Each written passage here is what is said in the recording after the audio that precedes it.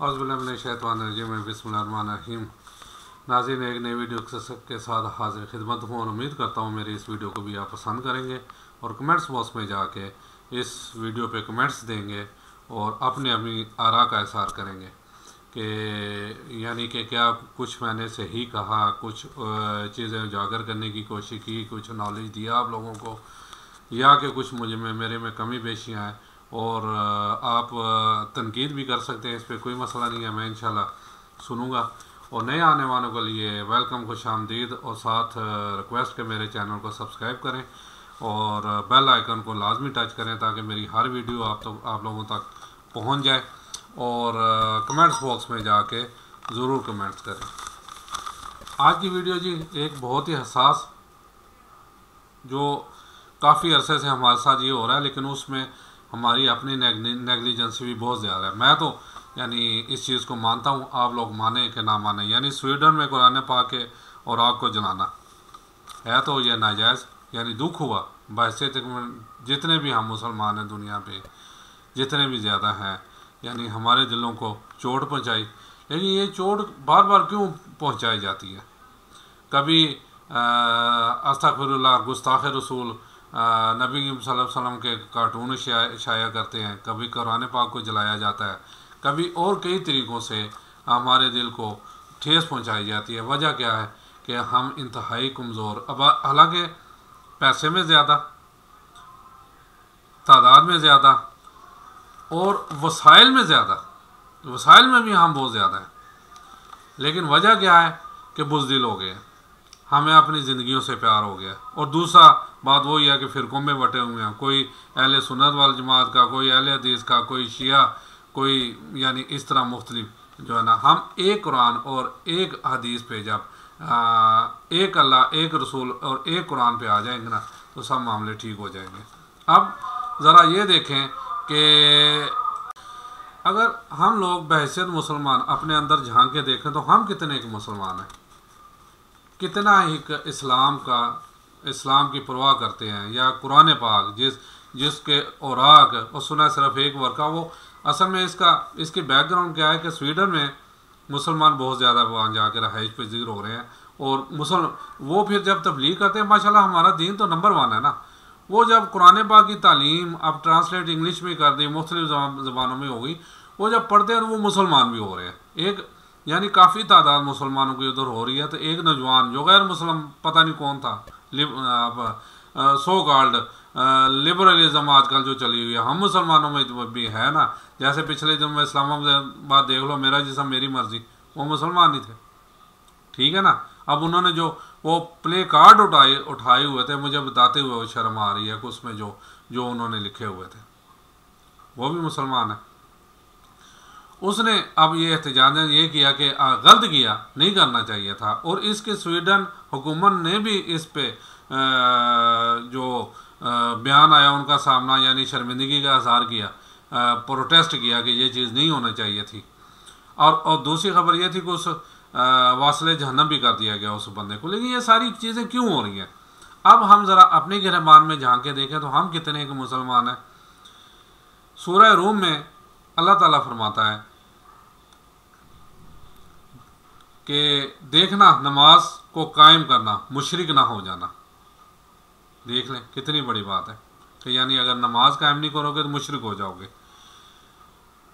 कुरान को तो आप सब मुसलमान ने लगाई, यानी उस पर अमल ना करना ना, वही चीज़ हो गई ना, इंतहाई माज के साथ। अब मुझ पे कोई आके मुझ पे ना बरस जाए, हम कितना ही कुरान पाक को मानते हैं, कितना ही कुरान पाक की तालीमात पे अमल करते हैं। आप हाई कोर्ट चले जाएं, वो मुसलमान ही होते हैं, वो चंद टकों के लिए कुरान पाक के हाथ रख के झूठी कस्में खाते हैं, वो भी मुसलमान ही है। और हम इसका कितना एहतराम करते हैं। आप घरों में देख लो तो एक इंतहाई मोटी तह कुरान पाक में जमी होगी, कभी कोशिश ही नहीं की उसे खोल कर पढ़ने की। अगर पढ़ेंगे तो सिर्फ वो 10 नेकियां कमाने के चक्कर में बात अजमानी पढ़ेंगे। और कितने एक इसमें आशिकाने रसूल हैं जो बात वही आ जाती है कि बाहर अभी एक आवाज़ मारे तो 5000 बंदा इकट्ठा हो जाएगा, लेकिन जब जोर की नमाज होगी तो वहाँ 5 बंदे भी नहीं जाएंगे।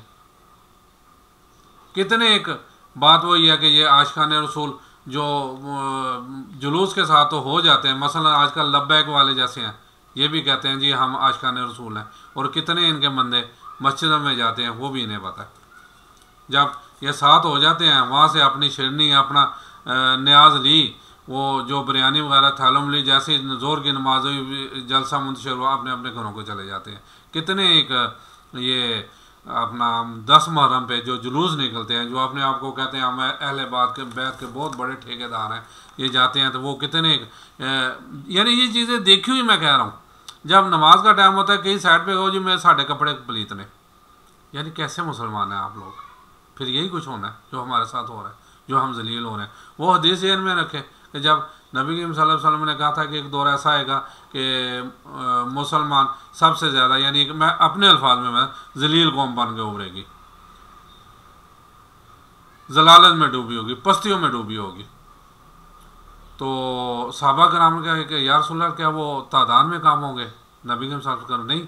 क्या वो वसाइल में काम होंगे? नबी करीम सल्लल्लाहु अलैहि वसल्लम ने कहा नहीं। क्या उनका हदूद अरबा काम होगा? नबी करीम सल्लल्लाहु अलैहि वसल्लम नहीं। तो फिर क्या वजह?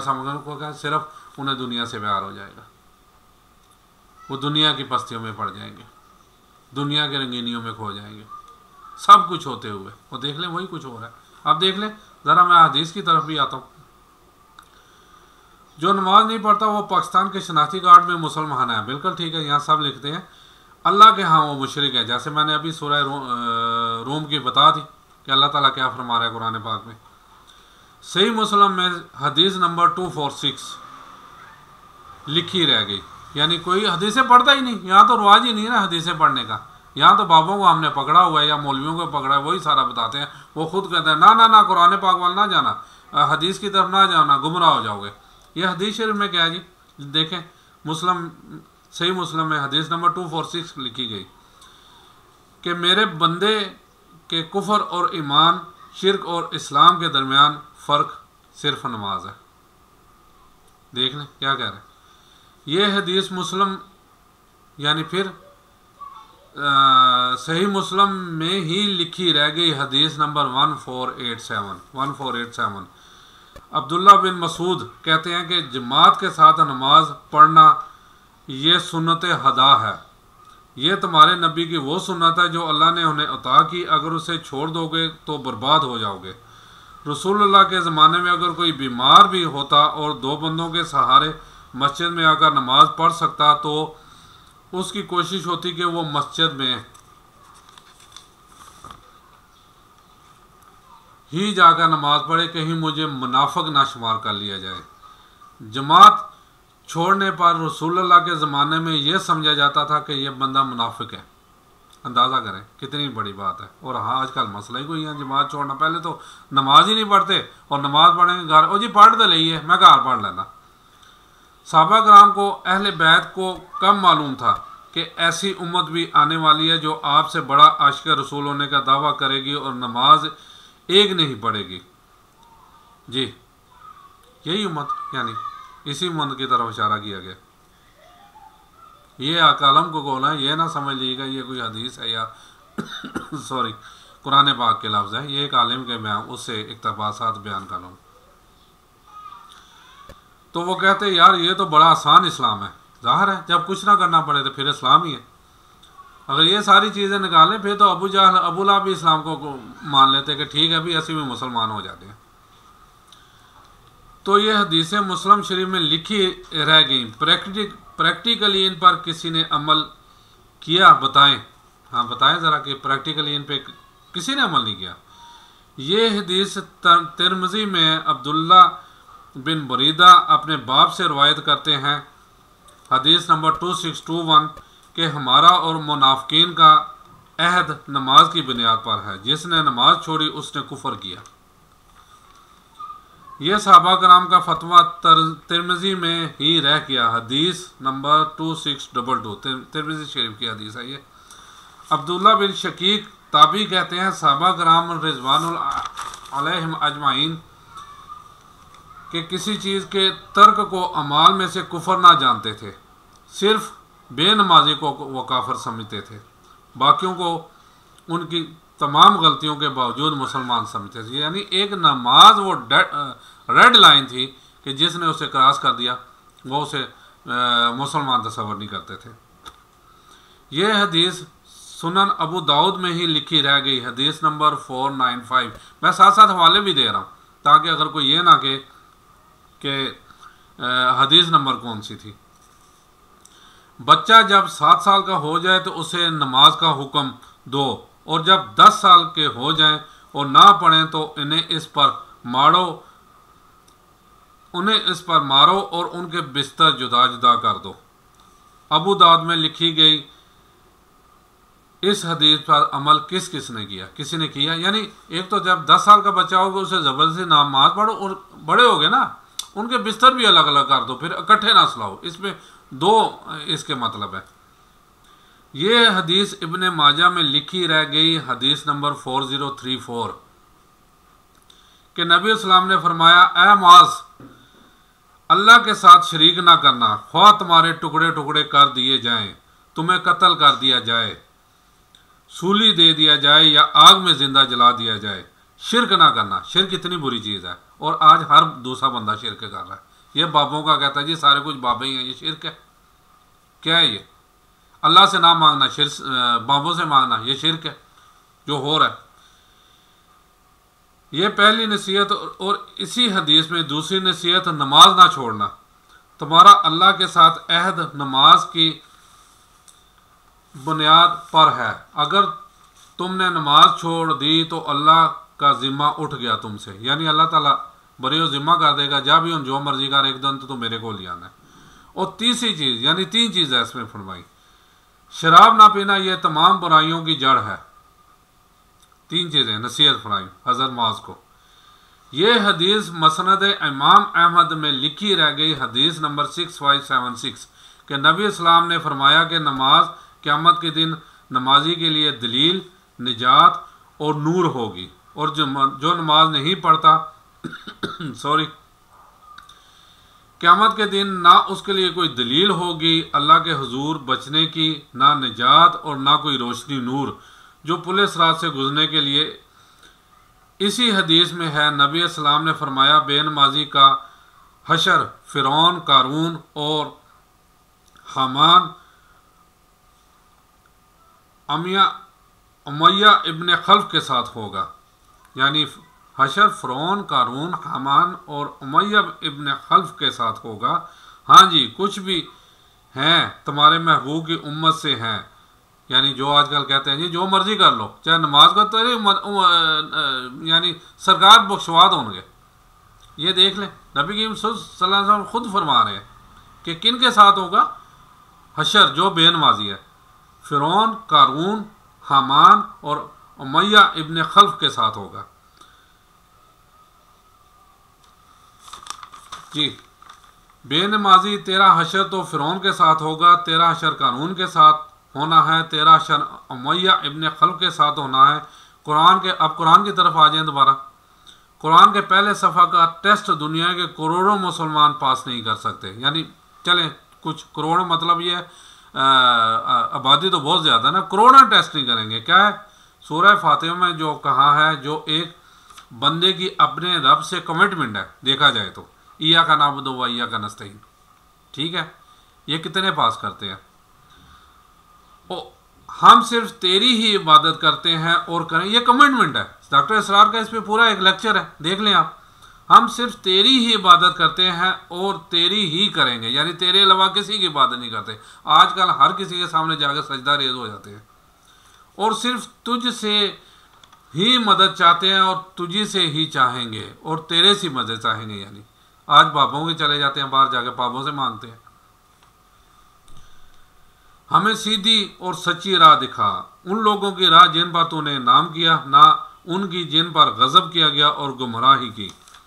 अब होता गया है, देखें, ये मैं देखता हूँ, देखने वाली बात कर रहा हूँ आपको, जो हो रहा है आज का। सॉरी आज वीडियो थोड़ी सी लंबी हो रही है, लेकिन ज़ाहिर है मौजू इस किस्म का है कि एक नमाजी मस्जिद से नमाज पढ़ता है, उसके साथ ही कोई दरबार है, वो उस मलहका दरबार पे जाके बाबे को बजाय चलें उस पर फातिहा पढ़ने की, उस बाबे से भी मन्नतें मांगता है कि बाबा मेरा यह काम करा दी, बाबा मेरा क्या फ़ायदा हुआ या का नाबुद वैया के नस्तीन पढ़ने का। यानी हर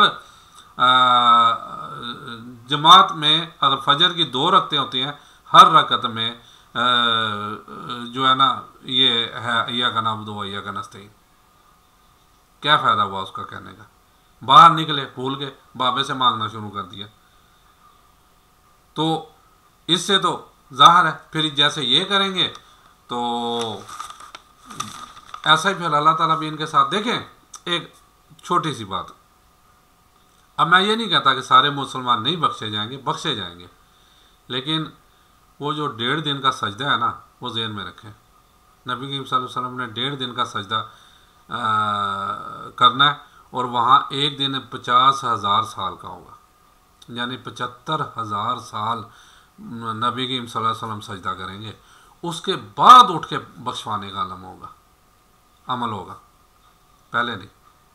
पहले तो नबी करीम सल्लल्लाहु अलैहि वसल्लम सजदा कर लेंगे 75। अब यानी जो अल्लाह माफ़ करे, अल्लाह माफ़ करे, मैं तो कहता हूँ सारे ही सीधे जन्नत में चले जाएँ, कम अज़ कम मुसलमान, और कम अज़ कम वो जो शिरक नहीं करते, जो सिर्फ़ अल्लाह से मांगते हैं, अल्लाह की इबादत करते हैं, वो सब भी सीधे ही जन्नत में चले जाएँ। बाकियों को भी अल्लाह हदायत दे। लेकिन वो ये देख लें कि इस दौरान यानी इन बिटवीन 75,000 साल जो है ना वो दोज़ख की आग के मज़े चखेंगे, उन पे अजाब तो होगा। उसके बाद जाके फिर जो है ना मुसलमान सारे, उनमें भी जिसने शिरक नहीं किया, जिसने शिरक किया वो तो कभी भी नहीं जाएगा, उसकी तो बख्शिश ही नहीं होगी। लेकिन जिसने दुनिया में तौबा ताइबी कर ली और अल्लाह के आगे झुका और अल्लाह से ही मांगा, तो वो ज़रूर उसकी निजात हो जाएगी। लेकिन ये देखें कि अगर 75,000 साल आग में झुलसना पड़ा तो उस बंदे का क्या हाल होगा। इसकी मिसाल आप थोड़ा सा ये अपने घर की आग है, इस पर चंद सेकंड आप अपना हाथ रख के देख लें। यानी वो एक मोहम्मद अली किले का है ना कि वो जब मुसलमान हुआ तो उसने अपने जेब में एक लेटर रख लिया। किसी ने पूछा आप तो सिगरेट भी नहीं पीते, तो फिर लेटर कहता है जब मुझे कोई, यानी ज़ाहिर है वो अमेरिका में पला बड़ा सारा कुछ, कहता है जब मुझे ऐसे कोई बदी का हो जाता, जब मुझे ख्याल आता, यानी मसलन कह लें शराब नोशी या किसी और चीज़ का ना, तो मैं उस लेटर को जला के उस पर अपना हाथ रख लेता और जहन में रखता कर इस आग को मैं बर्दाश्त नहीं कर सकता तो जहन्नम की आग को कैसे बर्दाश्त करूँगा। उम्मीद है आप भी इन चीज़ों को सोचेंगे और अल्लाह की किताब और हदीस से रहनुमाई हासिल करेंगे। उम्मीद करता हूँ कि सब मुसलमान राह रास्त पे आ जाएंगे और मसलकों को छोड़ के एक इस्लाम और मुसलमान बन जाएंगे, वो इस्लाम जो नबी करीम सल्लल्लाहु अलैहि वसल्लम ने अपने सहाबा को बताया और सहाबा ने आगे बताया। लेकिन आगे जब फिर के आगे तो फिर हमारा ये हाल हो गया। इजाज़त चाहता हूँ। अस्सलाम वालेकुम व रहमतुल्लाहि व बरकातुहू।